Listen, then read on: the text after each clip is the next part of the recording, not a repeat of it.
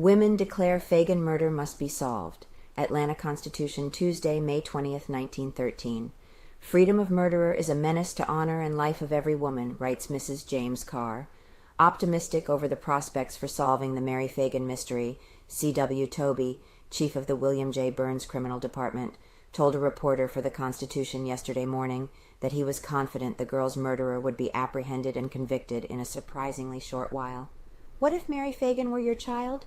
is the subject of an eloquent plea made to the women of Atlanta by Mrs. Jane F. Carr for the apprehension of the slyer. Women of all walks of life and classes are uniting in one combined effort to assist in investigation.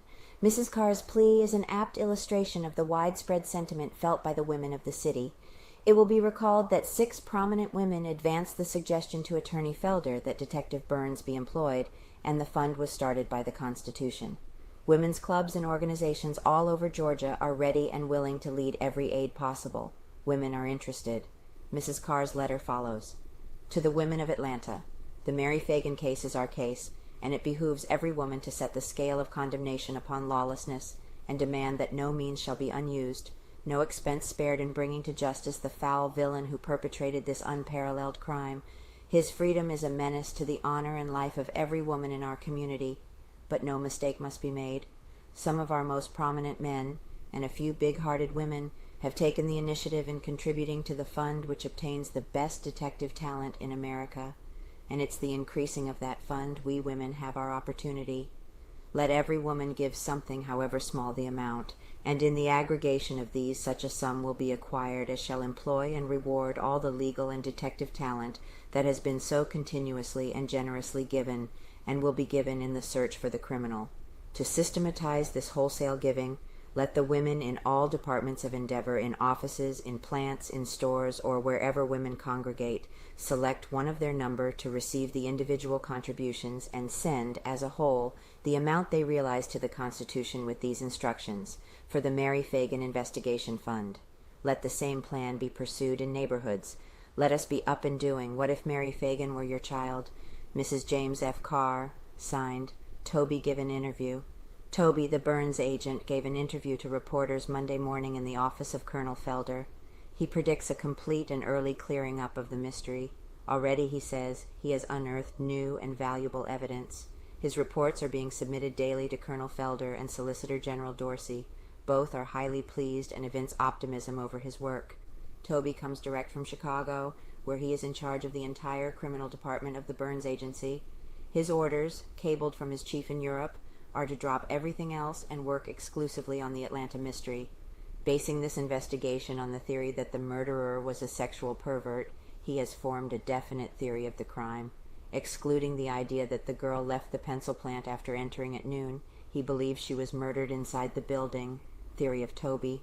Also, he believes that although the primary intention of the murderer was not to slay his victim, the crime was a deliberate one. His idea of the crime is as follows. The girl was lured into the rear of the second floor, on which were found the blood spots and hair strands. Advances were made. She resented, attempted to flee. The murderer, raging, strove to check her. A scuffle ensued. Blind with madness, she was struck. She fell backward. Her head struck the lathing machine. The skull was fractured. Unconscious, her body was dragged to the closet in which bloodstains were discovered. The murderer, thinking she soon would regain consciousness, waited and meditated. He was an attempted rapist. She had threatened to tell her parents. He would be sent to prison, possibly mobbed or lynched. Dead folks tell no tales. While still unconscious, the garrote was formed in the wrapping cord. It was loped around her throat as she lay, insensible, in the closet. She never regained consciousness. The body was lowered to the basement to be burned in the furnace. A fire on holiday would attract attention. It was too risky.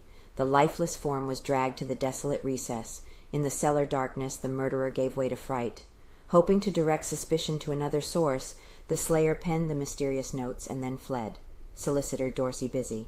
Solicitor Dorsey spent most of Monday examining witnesses. The remainder of the time was occupied in summing up and preparing the available evidence for presentation to the grand jury. A statement that inspires hope in the heart of the countless thousands who anxiously await the fixing of guilt was that made by the Burns man Monday morning. The Phagan case, to me, he said, is no more baffling than the ordinary murder. My entire life has been devoted to the solving of murders. That this one can be cleared within less than another month is my prediction. Hunt for phone girl. Hunting as relentlessly as they hunted the mysterious girl who accompanied Mary Phagan to the pencil plant, headquarters detectives are searching for a pretty telephone girl who is reported to have overheard on the night of the murder a secret telephone conversation between two attachés of the factory. Detective Chief Lanford last night told a Constitution reporter that he had heard from a responsible source of a switchboard operator who is reported to have overheard the message. A squad of sleuths were detailed for the search, which will reach practically every public and private phone exchange in the city. The chief would neither deny or admit the rumor that he has learned the identity of the girl. It is said, however, that other than a good description of her, the searchers are otherwise unequipped for their hunt. She is reported to be a young girl, under 20, pretty, and an operator of a number of years' experience. The conversation she is rumored to have overheard had reference to the murder and came over the wire during the night of the day on which Mary Phagan disappeared. Solicitor Hugh M. Dorsey told the reporter that until he had been informed last night by the newspaper man that he had heard nothing of the telephone operator rumor, heard nothing of report. Colonel Felder, in behalf of Chief Tobie of the Burns Detective Agency, declared that that branch of the Phagan investigation had heard nothing of the report. The Pinkertons scout the rumor. Harry Scott said last night that he could find at a moment's notice the girl said to have heard the conversation. A new figure has entered the Pinkerton operations on the mystery, Superintendent H.B. Pierce, who came to police headquarters Sunday and Monday in interest of the case. C.W. Tobie, the Burns agent, has more the appearance of a polished businessman than that of a detective. No one would suspect that his entire life had been devoted to work in criminal circles. His record has won him the position of director of the Burns Criminal Department, the most important branch of that agency's operations. His headquarters is located in Chicago. Tobie was intimately connected with Burns in the famous solving of the McNamara dynamiting cases. He is known as the noted sleuth's right-hand man. He has worked in connection with the world's greatest detective departments, including Scotland Yard in England.